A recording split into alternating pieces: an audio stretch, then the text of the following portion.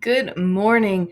I hope you're having a great day so far. I want to show you something with protractors. A lot of times when we start using protractors, we're used to seeing angles that are parallel with the bottom of the worksheet. So then we're used to keeping our protractor flat like this. But when we have an angle that is rotated like this, we're going to rotate the protractor. And you can see that this protractor does have the vertex lined up really well. So the circle of the protractor is touching the vertex of this angle, which is great. Now the next thing we need to do is make it so that the bottom line, or not the bottom line, but this one right here,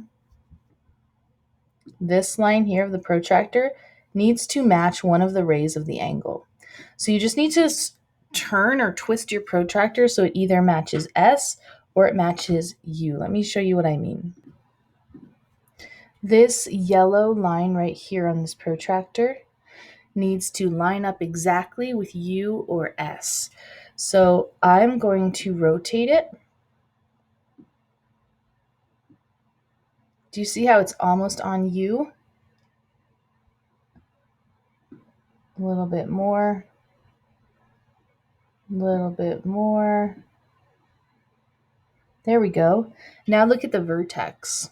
My circle isn't in there anymore. So now I'm going to just drag it back over.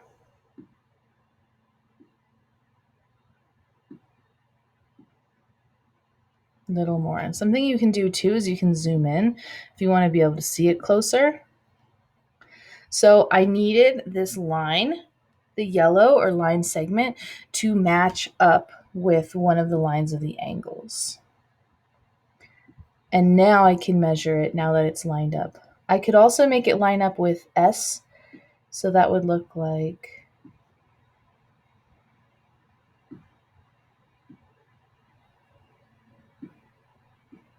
this.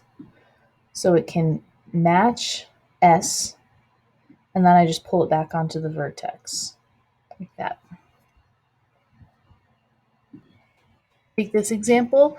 I need to look at that line there on the protractor, and I need to line it up with either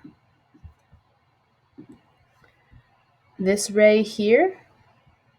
So I just want to make this line line up with that line, or I can do it with this one. So I'll come place it over here near the vertex. I'll match that part up later, and then I'm going to rotate a little bit more. And then I'm going to come place it over here. Looks like it's off a tiny bit. Might be hard to be completely perfect, but that's okay. We're just practicing. Can we get the protractor in the right spot?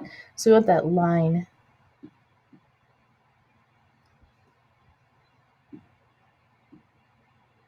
All right, there we go. So we've got our vertex on the circle, and then this line of the protractor is matching with YZ.